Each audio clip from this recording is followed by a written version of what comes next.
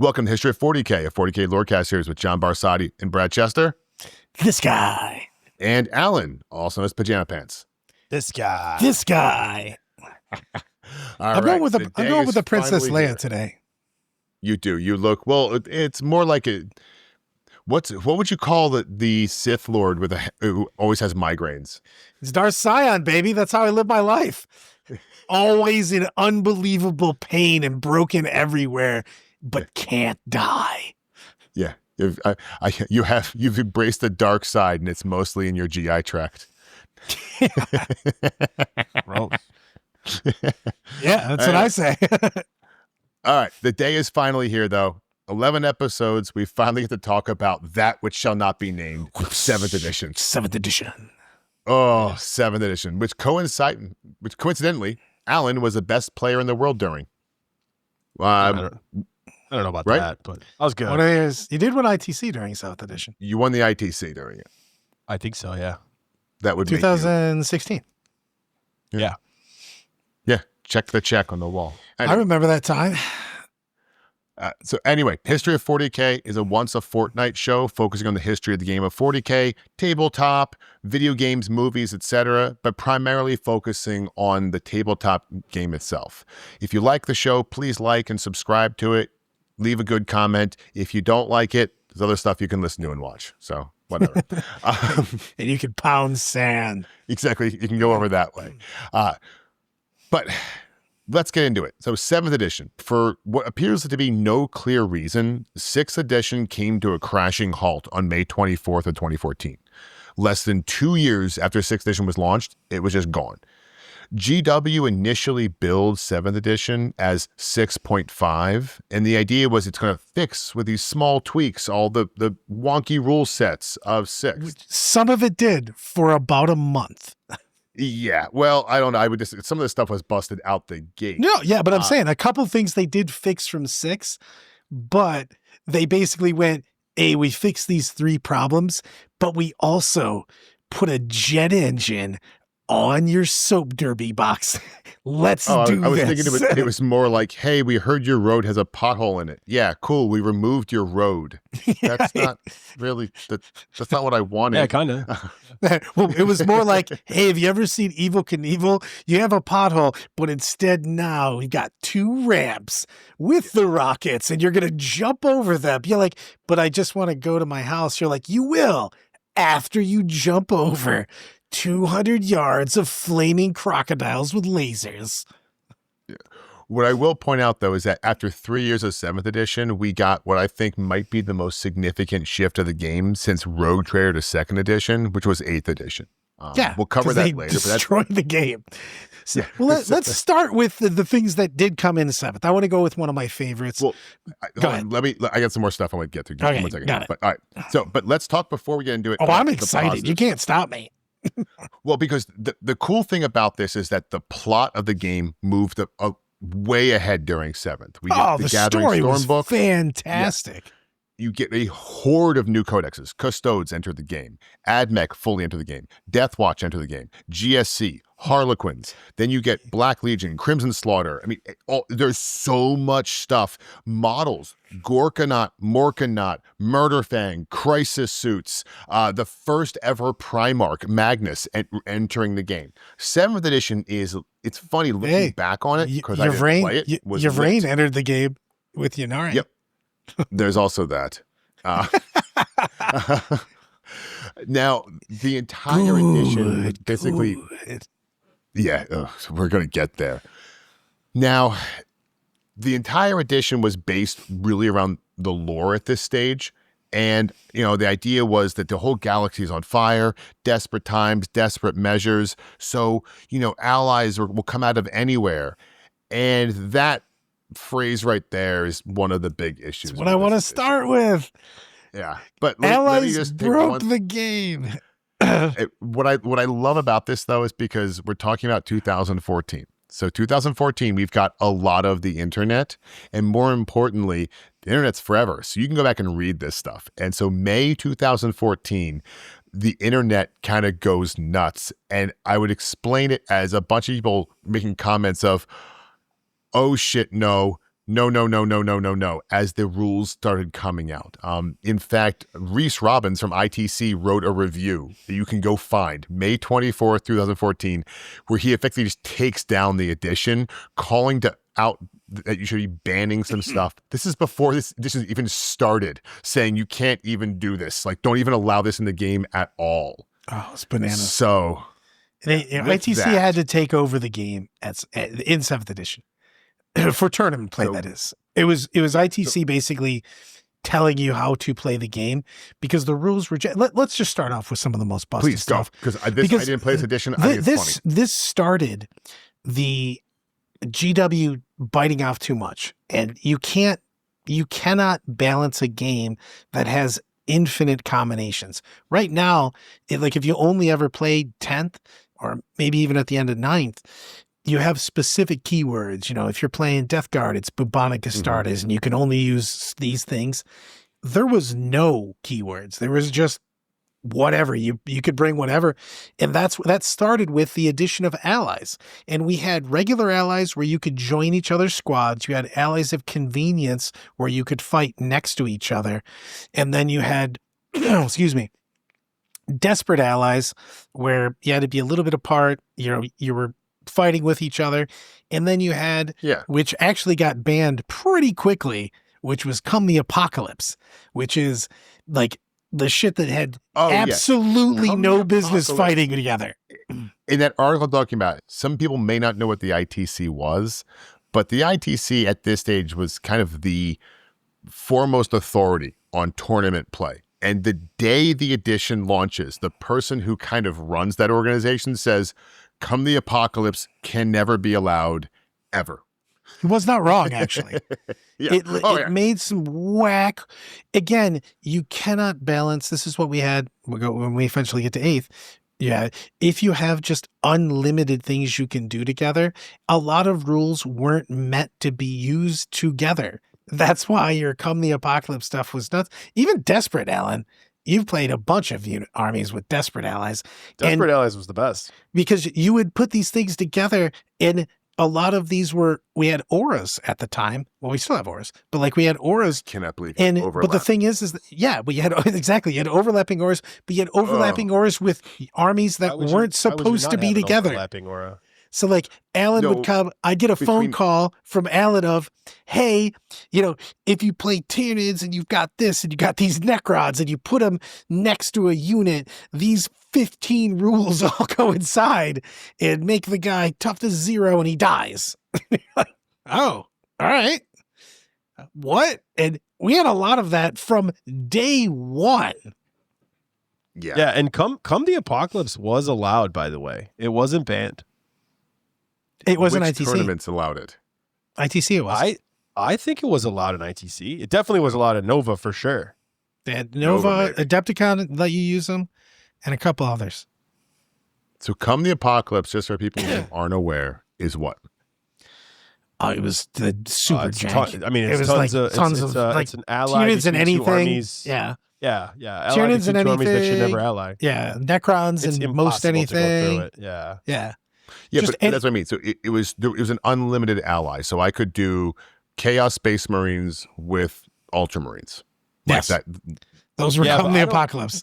But I don't think they were banned early on because I ran an Eldar Demons list for a pretty long time. And I ran very successful. Very successful. By the way, it is so funny. Hold on. No. Who is the best summoners of demons in the game? Farseers. And orcs. Well, orcs would die from it. Orcs are good summoners. Well, yes, everyone would die from it. But your opportunity cost wasn't orcs. No, because Eldar was the best summoners if you wanted to do it consistently. Because Eldar had ghost helms, and you could stop the damage because the ghost helm on a 3-up, you would ignore it. I don't think we cared back then, though. I don't remember. I mean, if you wanted to keep your Farseer, you were playing orcs. You didn't care. Because I was always going for greater demons. Greater demon was the main thing to go for. You made random cheap characters. Can we explain summoning? Because it hasn't existed. Before we do that, Come the Apocalypse allies or Apocalypse allies was definitely allowed because I think when the edition dropped, my very first thing that I went to was an Eldar demon army because and we'll explain psychics in a second, but it's because of psychics. So we can go through the details, but there was a piece of war gear in the demon book called what was it called? The Doomstone. Or the Doomstone, yeah. It's called the Doomstone. The Grimoire was the save one. That's what you did with the Grimoire was the save one. So there's this thing called a Doomstone, and you put it on a Zinch Herald takes a Doomstone. Okay. And what the Doomstone does is you make a leadership test. And if you fail the leadership test, and back then leadership was like roll 2d6, score higher than your leadership, Okay. and you fail. If you go over your leadership, you fail. But most people's leadership was like 8, 9, some 10s, right? And you give negatives to some it. 7s, right? So that's what it did. It said every character in the squad has to take a leadership test. If they fail it, they're removed from play. It's not a wound. And in this edition, there was an entire table that had modifiers to leadership. So there was a power called Terrify.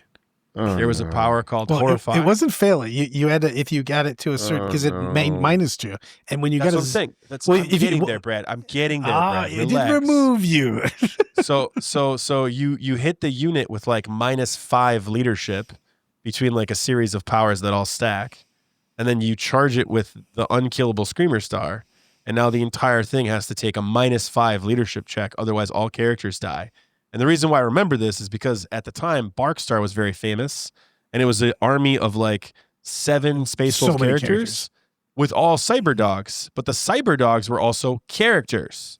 And everything was leadership 8 or 6. So it's like 1,000-point unit.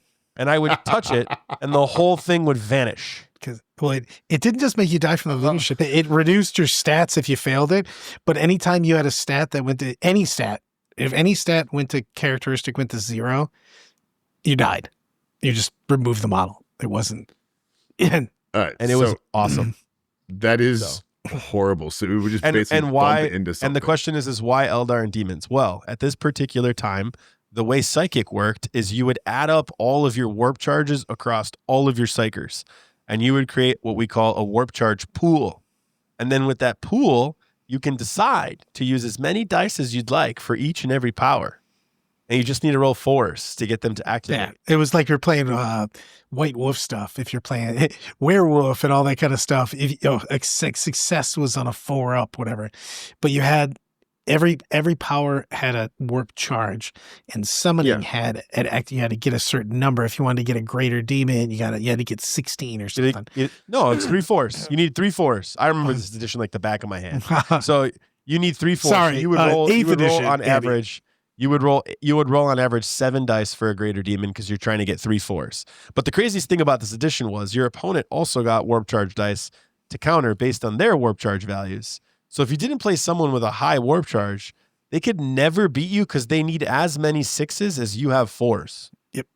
Yeah, because you would only deny almost impossible to deny a save in this edition. So help me follow this better. So to cast, I need a 4. To deny my cast, I need a 6. Correct. It depends on what was trying to deny you. Yeah, there's some. You also had to be within 24 exceptions. inches to do any of this. So if you did it in your backfield, nobody could stop you. Yeah, but if I roll 7 dice and I get 3 4s, and let's say you do have a large warp charge pool, but you're not going to have enough dice to get 3 6s to beat me. You also had, like the army he's talking about, you had so many dice in the first place because all of these psychics used like 1, 2, or 3 successes to go off. Yeah, it was 1, 2, or 3. He's playing an army that 56 warp dice. Yeah, that had just a million. No, but it gets better because you have all these warp dice. You're not a good person, by the way. No. Well, this is what, because right now, if you bring something from reserve, it's part of your 2,000 points. Everything he summoned was is extra. So Alan would summon Don't pay for it. A Lord of Change, and not only did he get a free Lord of Change, but he also got 4 more dice from summoning that Lord of Change. And then I just want to make sure, because I'm trying to remember, I didn't play this edition, but I know enough stuff around it. So when I would bring in a greater demon, I would then lose one of my psychers for the Yeah, greater you would lose correct? your psyker, which is why. But that's you would only if use you brought in greater demons. You could actually summon It's only whole if you brought in a units. greater demon. You could summon But like all the lesser demons, and you can summon any demon. There was like you can summon screamers, you can summon fiends, But no, can but summon you could summon in letters, smaller. blood crushers, You anything. could summon in lesser demon characters and then summon a greater demon off that lesser demon character. Yeah, That was what I'm hard. getting Though. at, though, That is, was like, really tough, though. True. But yeah, I'm just What I'm saying, getting at though is like a Farseer today is like 100, maybe 100. Oh, you wouldn't do it off those guys. Right. You could summon it off sergeants. yeah, you'd summon it off of a sergeant that has warp charge, or you'd summon it off of an orc character. Because you could take. So this edition also had formations. So you could take 3 weird boys in a small detachment, and they have like special powers where they can outflank, and then you can outflank a weird boy and then make it turn into a greater demon. And your opponent's back out. And back then out. get in your turn, you could just all of a sudden go yeah, from from the points, a 20 weird boy dice is like, to 30 dice to 50 like dice. 45 points. It's like 45 points for a weird boy. yeah, and what's a greater demon? 300. In this edition, like 300 points. But Yeah. not only do you summon the greater demon, to Brad's Oh point, my you God. summon the greater demon, and then that greater demon rolls on the warp charge table and could also take demonic summoning. They get the lesser demon power for free. For free. But if And you then he summon gets a fate- two, and he gets And two it more gets powers. 2 more. If you have a Lord of Change, you roll 2 dice. It gets those powers also. So now you learn those powers, and those powers can also be used by that greater demon now moving forward. Oh my god! So you legit horrible. you used to It's show awesome, up dude. with this the demon summoning. We'll stay on this for a hot minute because it was one of the most must I used to go to a tournament with an army, and I would have a bigger army points wise of demon models to summon. because you could select what you Yeah. needed. We calculated it was so crazy. We calculated at War Games Con. I played Nick Rose in the finals. He was playing an Yeah. all Warp Spider army, and I summoned like a bunch of Slanesh demons on them because at that time the Warp Spiders wounded on initiative, and Slanesh demons all had a super high It initiative. was like 7s. I was and actually 10s. going around. I was going around the tournament borrowing models. I actually borrowed from Goat Boy to use them against Nick and their friends, and he got really mad at Goat Boy at the time. But we calculated when the game was done, and I summoned 3,700 extra points. So you played a game with 5,700 points against And I someone toyed with with 2,000 points. And I am. oh, I purposely would toyed have with them. too. I would didn't have even. been. I are didn't you even like kidding try to me? win. Whoa, I whoa, tried whoa, to, like- John! I I tried think to, it like, was mess with him. 1850 at the beginning of 7. It was 1850. No, I'm saying it's actually worse because he summoned so many points. More So free. stuff. you had 3 times the army he Yeah, had. that particular game, every single orc, weird boy turned into a greater demon, and then most of those summons fiends. I summoned fiends all over the board, and I made 5 greater demons in that game total. It's just you could bring in full squads of stuff, dude, and you could bring in whatever you needed. God. You know what I mean? Yeah, you And could also like pivot. Like you'd bring an army, like you'd have your Screamer Star and you have other stuff, and then like Okay. when you're playing, you're like, oh, I might not actually need the Screamer Star anymore. I can now make this Herald do something else, and you make the Herald turn into a greater demon, or you make the Herald like go off on his own and summon a squad on the right. Like you just play the game. You had so much generalship in this game at this time that you could basically like respond to almost anything.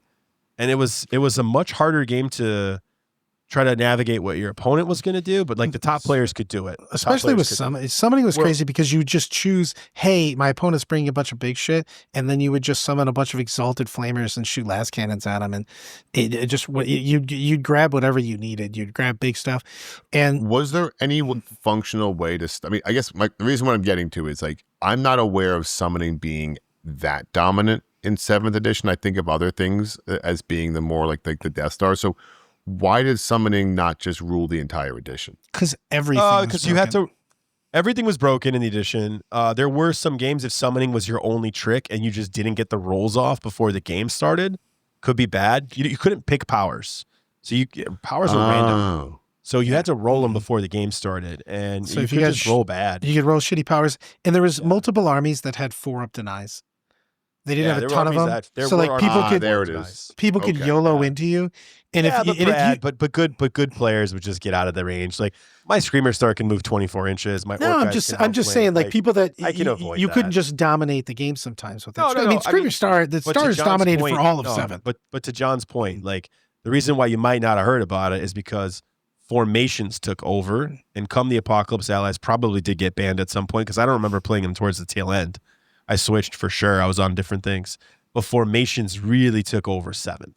I mean, you want to Okay. talk about like the end of 7th, like like even though I just talked about how brutal summoning is and how like absolutely ridiculous it was, it pales in comparison to what Gladius was.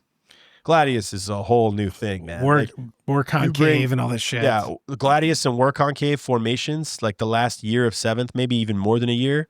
I mean, you forget about summoning, forget about rolling on a table. You're just coming to the game with 2,000 extra points. Like you just start with. So, well, let's start with that Which one. one is Gladius? So Gladius is all your rhinos and all your razorbacks, Oh, all of their horrible war thing. gear.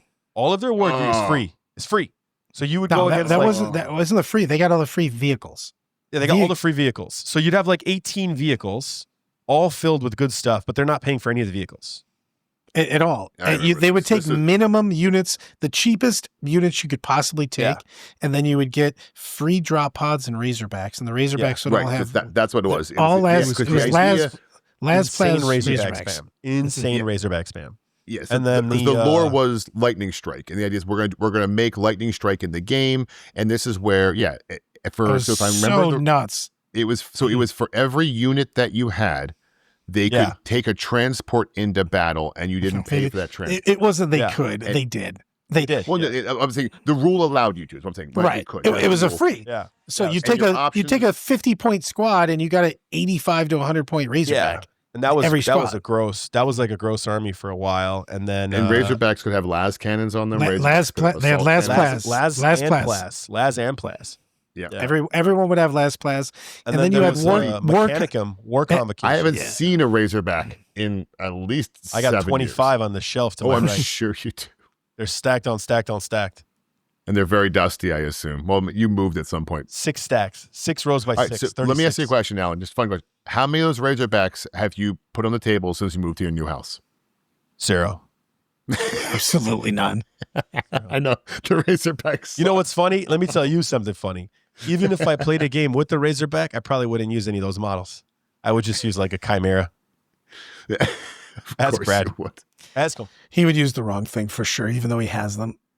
I would It's WYSIWYG it. It's irritating. I would pick whatever's closest to my body when it needs to go on the board. It's so bad. I wouldn't even use the thing. Oh God. But War Convocation was also brutal. It was like Admech Knight and Brad. Brad loves Admech. It's his favorite unit, favorite faction.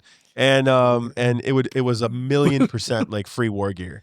Like everything would have like In the a best time war. where you could have war gear was expensive, like because all weapons Yeah, it costed was- something, all war gear costed something, and if AdMech War Convocation could get all of them for free, so you'd have people loaded up with the war gear that you would never have taken ever in a million years because Yeah, it's only very good expensive versus this stuff, thing. yeah.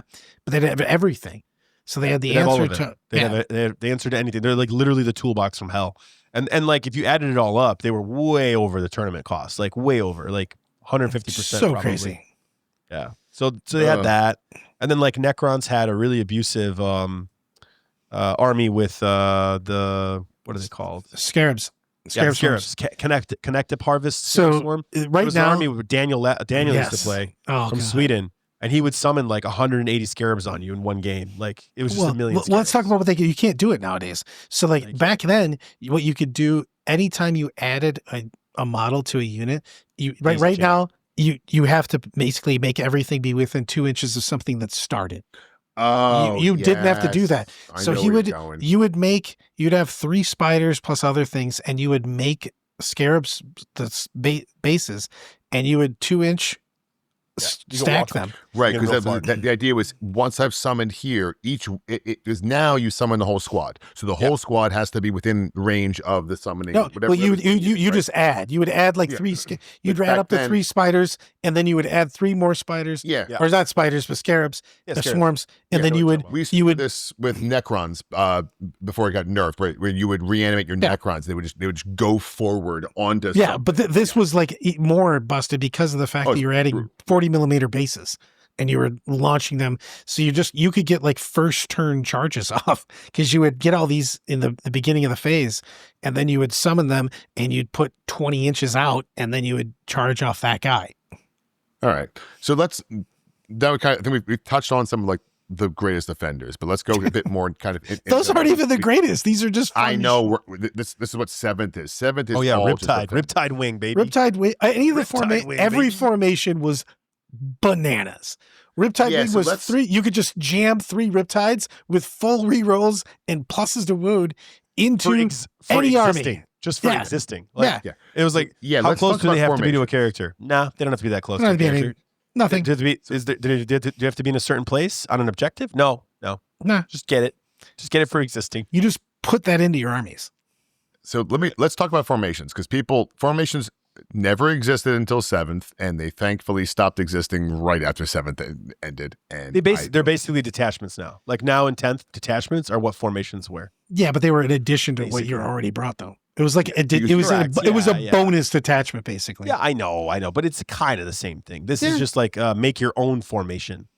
yeah, right? Like and you so get all by the rules having a for free. formation, Yeah. so if I'm following it correctly, by having a formation, I would then get special rules. So if I have the Riptide formation, like how many Riptides was it? Is it 3 or 4? Three or was three. more. It was Or 3. Maybe It was just 3. Yeah, So- just 3. So if I just happen to have 3 Riptides, they were in my army and they were their own formation, but they were not separate from my army. They could still get all the rest of the benefits that my army got. and Depends. they would have Depends their on what own, you're playing. of course. Because again, 'Cause you could allies ally of them in. convenience and stuff like that. But like you would just take them in addition, because why wouldn't you? Because 3 Riptides getting rerolls seems pretty. If you have an assault army, I you would like just that. go. You know, it'd be cool if I had 3 Riptides backing me up while I Yeah, charge. imagine like a Space Wolf Barkstar army with all the Iron Priests and the main characters with dogs, and then like just throw in Riptide Wing. Why not? Why not? Just because why not? Sounds awesome. And so from what I understand, this is basically what killed 7th. Was the formations, was because you were able to just get you're That was basically able the- to I would- that was I would say- that was the beginning of it. No. For me, that was the killing actually, because it was towards the end. You And I hated think allies war- so much, though. Even though you played them, you I hated hate- them. I hated them because I'm a theme guy. I love theme, but Yeah. I was the primary abuser of the rule because it existed, so it's okay. But war convocation for me, I hated war convocation. I got to say that I hated that damn thing. It made no sense to me how that worked. I always felt like everyone I played with war convocation was basically cheating because I just couldn't understand how it could do everything, and like it was hard to like keep my head around everything that it could do. It was a crazy. Yeah, and every guy I think had to this day, it's 100 still the plus points craziest of army. fucking free worker. Yeah, And that was a it nuts. huge It was thing nuts at the army. time. It- yeah. So was this a formation then, or was this an no, army? that's their army. It was Okay, it was a formation army. So Yeah, it was like sure. exactly to 1850 formation. Like I think it was exactly what the tournaments used to play, Yeah. and it outlined every unit you took. So it told you exactly. You didn't write an army list. It just gave you the Yeah. army lists, and then every piece of war gear possible you had. And this is So back everyone's a again. Swiss Army knife. The entire army is all Yeah. Swiss Army knifed. It's basically like every unit has every What was war in gear it? they have. It was everything. It was like infiltrators. It was back when they had Scutari. It was a knight. It was a knight. was a It was when knight. they had Scatori in the Yep. army. Yeah, you had Yeah. like a cool knight. You had a bunch of stuff, and like you had all the abilities. It was just So bananas. they is would the just- word. It was a bananas army for me. Yeah, I remember. And this is back when we used to have like Yeah, like- lists of the huge, like people have, you can take a couple things now in enhancements and war gear and stuff like that. Back in the day, you had 15 Oh, plus. you'd have a page. I mean, like there was a Yeah. back of every codex was at least Yeah. 1, if not 2 pages. I mean, this was, and pardon me, that continued into 8th edition, where you'd have the back end of your book would be, well, hey, everyone in your army, well, not everyone, but every character, a lot of like your individual units. I mean, hell, is it the crisis suits? For a while, had just in like I don't know, like stack it on, go for Yeah, it. they had crazy shit with this. The I don't think that we really busted the game until we got the Gathering Storm books, though, because that gave us 2 up rerollables on every Marine in there. Because that you got a full new psychic charts. So let's talk about some of the busted things. No, it did, because that's when stars became No. stars were I'm ridiculous. The stars became agreeing with you. insanity. Yeah. Yeah, It's I'm just agreeing with you. 2 up I'm groaning rerollables at with it. invulns plus planes plus the fact that they could regen people and they could dump onto their wolves and stuff like that. But like you had entire psychic charts that weren't used in most tournaments because people didn't want them screwing up their terrain. But there was there was one where you could pick up a piece of terrain and move it And move 24 it. inches. people Well, would put 3 knights after in, you put your people in it. Yes. Yeah. So Yeah. so you would take for instance, knights had a formation called I can't remember what it's called, the whatever Valorious Lance. Everybody's gonna yell at me for getting this wildly wrong, but it was the formation. You would put 3 knights in a big piece of terrain, and then you would cast the spell and you would move the terrain like 24 inches, and then they could charge from there because you just moved the terrain. So everybody inside the terrain moved. I never saw that ever played at a tournament. I never went to a tournament where that was legal. Yeah, because nobody wanted you just destroying their terrain the entire time. And also, we didn't have corporate terrain back then either. We had terrain back then. People would make like their terrain up, so like they didn't want you just trucking their stuff. But I think Ynnari came out of this, and that was the big thing. That was the end of the all ends. That army was Ynnari comes at the very end of 7, and because the truth is, it's the craziest army ever. Yeah, I actually do. The original Soul Burst is nuts. Well, they're also the only one that actually transferred into 8th, though, because all the rest of the armies. But it was super powerful in 8th, but at the end of 7th, the beginning of that was when you could still Soul Burst in your opponent's turn, and it was unlimited Soul Burst. Like they eventually became, before they completely got the axe, it was you could Soul Burst once in each phase, and then you couldn't Soul Burst in your opponent's phase. At the beginning, Ynnari could Soul Burst unlimited times. Every time something would die within 7 inches, you got the Soul Burst. And you got the Soul Burst. Each unit got the Soul Burst once, but you could do it 57 times. Ynnari would play the game, the opponent didn't. That's how Ynnari worked. Again, in testing, a tabled Sparks on bottom of his one. As I set my guys up in a triangle, so like I was, everybody was 7 inches away from some other thing. So every time he killed anything, I got to shoot back at him again, and then I would it was insane. So the goal I have here is what I wanted to do is this first episode, for those of you who are listening, is I just want to kind of talk about just the nuts that is 7th. And the next 2 episodes, we're going to dive more specifically to some of the really nitty gritty, nasty bits. But I really want to kind of set the stage here of like what happened in 7th, because 7th does come out, again, it's post-internet. We have access to these lists. So as Alan's talking about this, like some of these super broken things, it wasn't as quick as it is today where people adapt, but it's available. It's not like when we talked about 4th edition, where you could go to a tournament with something and no one's ever seen it. And maybe word of mouth would get around that you had it, but it doesn't spread well. Now, these Screamer stars, these Wolf stars, they are everywhere, which I think is what really starts to put the pressure on the edition. So what I want to talk about now is ITC. It's about like how we started to try and save the edition from itself, because these rules were out of control, and both of you were playing then. So it wasn't even just the rules, man. We didn't have a tournament structure at all. Like this, they just went, go play some games and do whatever you want. There wasn't a tournament structure coming out of 7th edition books. So but they had to make that up. Yeah, but what's funny about that statement, though, because I know you're right, but the tournament scene actually evolves and grows massively during this edition. And it's because of the ITC organizing it, which, again, Alan won. Brad did not, but Alan did. That's so mean. I've been second so many times, too. It just sucks. You should have won that year. That 1 year where the guy just made a lot of saves. Yeah, that was your year to win. That was. Yeah. But what I want to talk about is tournament play in this era. So as we've just discussed, I mean, you've got, just simply put it, what level of allies are we going to get? So the tournaments at this era, what I wanted to ask is, we talked before, you would go to a tournament and everything was super homebrew. Every single tournament, the terrain was homebrew, the rules were homebrew, everything was homebrew. But now the ITC comes out and the tournaments are struggling. No one knows what to do. So the ITC starts unofficially governing the tournament scene, right? And they they put out their tournament rules. Yeah, they're probably the ones that made battle forged armies the requirement. Yep. They probably also limited detachments. I remember them having a 3 detachment rule where you could take like one primary detachment, one allied, and like one formation, something like that. Yeah, so I remember them because doing in that. the regular rule book, you could just do whatever bananas shit you wanted to. Yeah. They also banned Forge World for most events. Forge World was banned. Like super heavy stuff, like super heavy Forge World, like Knights and stuff, like Titans and stuff like that. So a bunch of stuff got that. Titans? But if it fit inside the points, you could do Yeah, anything. why not? Titans are awesome. But the other thing is that they started making, like, because a lot of tournaments weren't doing anything about it. They did secondaries. So you basically chose 3 secondaries that were up to 4 points apiece, and then you had a primary that you were playing for the game. So primary was always pretty much the same. They were always very similar. Like kill more, score more. It was what Purge is right now. Because missions. Kill one, hold one.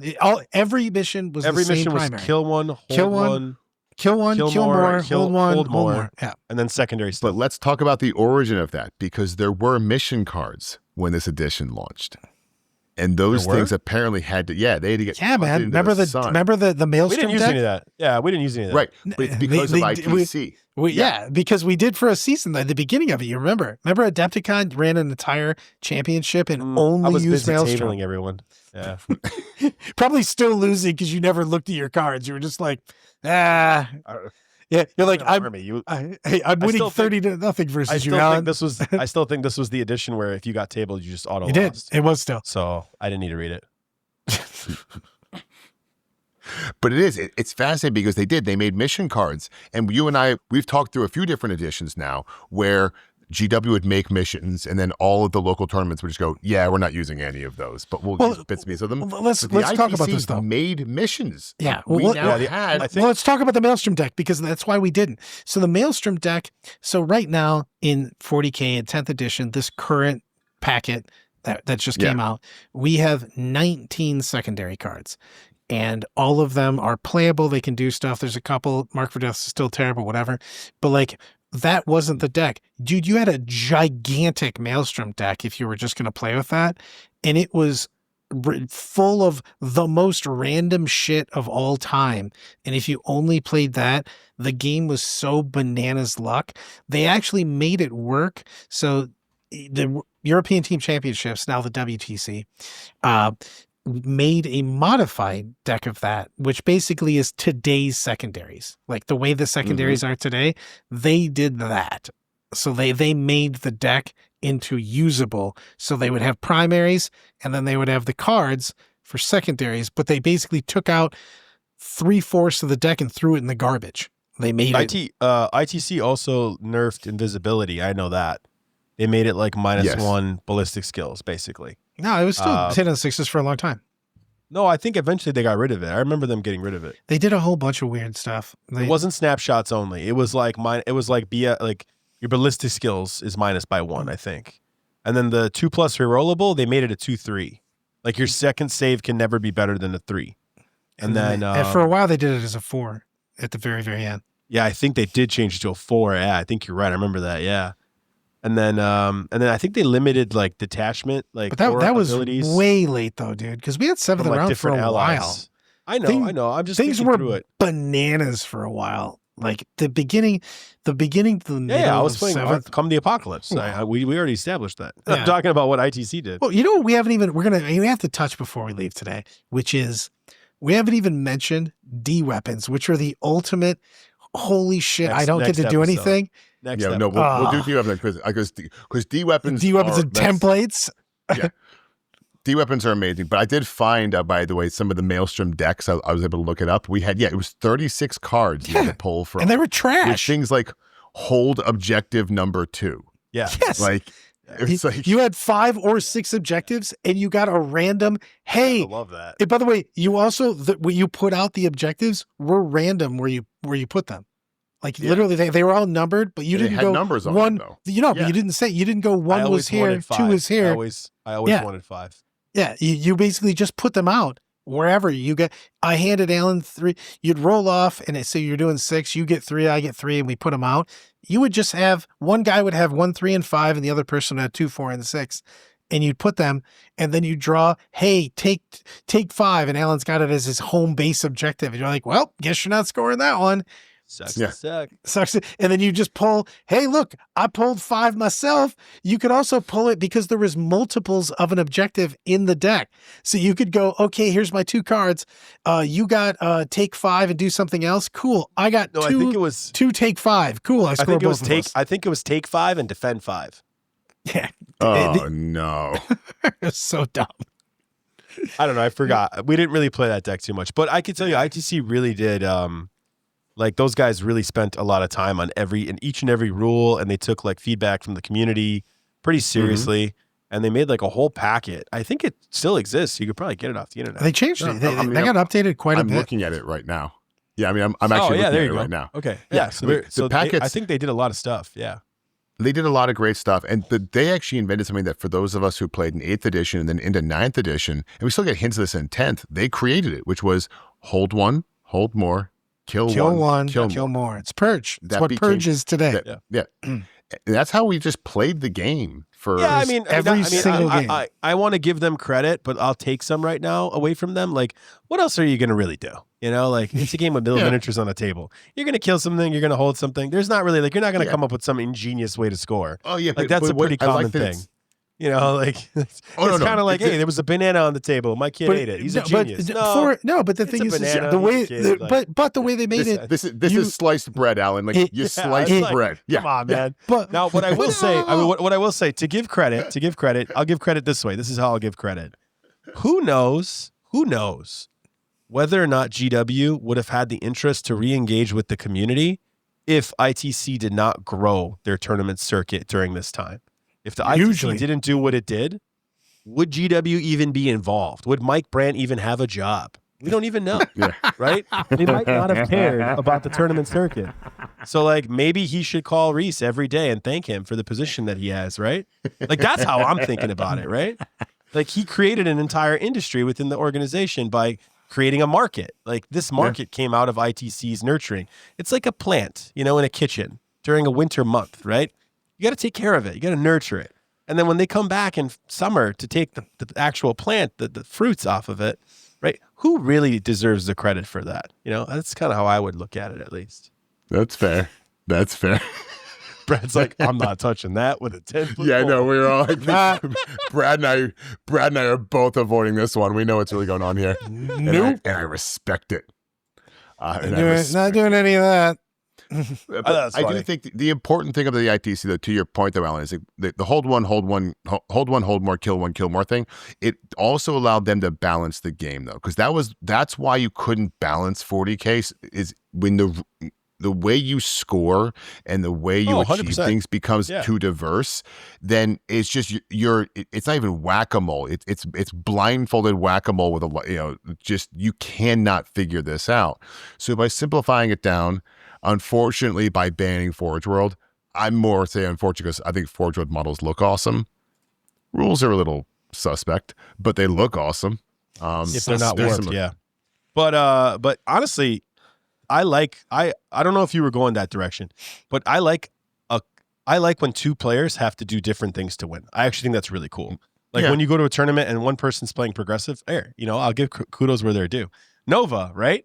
So Nova system, one person plays progressive, one person plays endgame. Awesome.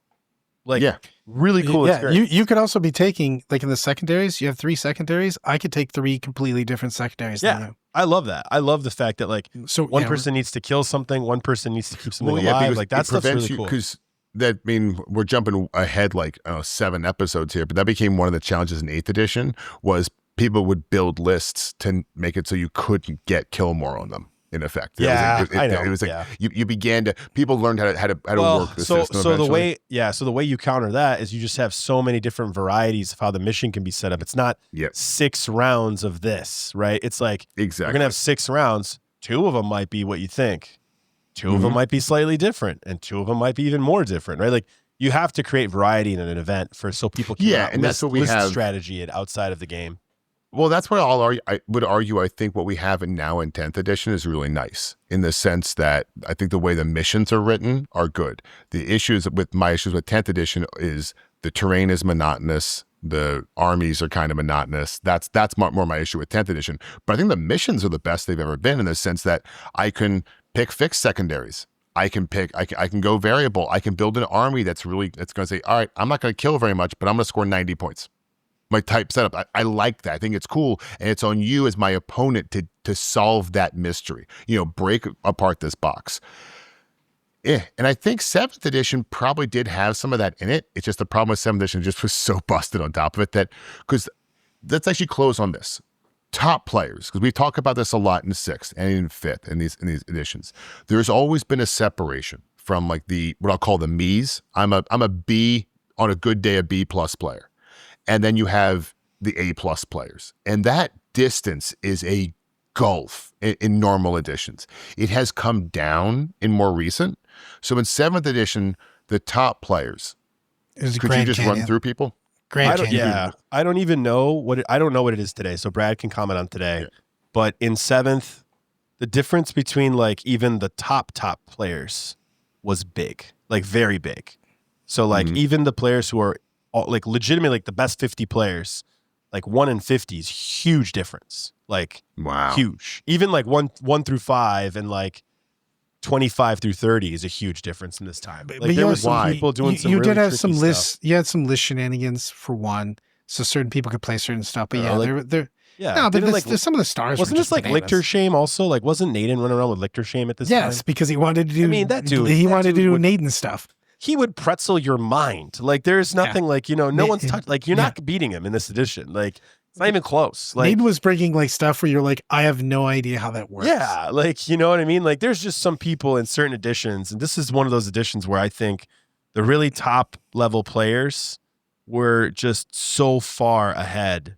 There was tiers within the top tier. Like we're talking about like the 1% of the 1%. It was like really like that. Like it was very interesting. So okay, and like there was a lot of creativity, man. There was a lot of creativity with lists. A lot of combo lists, a lot of lists that took advantage of things in different ways.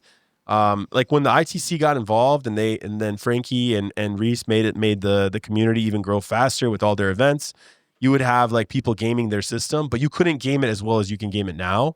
So it was interesting. I thought you would see a lot of really cool stuff. So that's my take at least. Okay, I mean, I like that because that's what I want to get into in the next episode. The next episode, I just want to dive more heavily into the actual rules of the edition with the rule book and going through them. The idea was I wanted to kind of almost have a teaser with this one, talking about, hey, this edition gets rough, guys. It is a psychotic edition. Yeah. And then I want to spend some time talking about like, here's how it came out, because the edition was meant to be a solve for 6th edition. And they solved it by seeing a great big grease fire and then throwing water on it. And a nuclear bomb.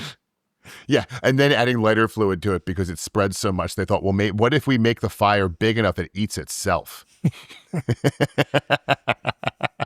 Kaboom! Yeah, I mean, 7th edition, I still want to point out numerous people when we started making this cast said, I would love to be on the show, but I'm not talking about 7th edition.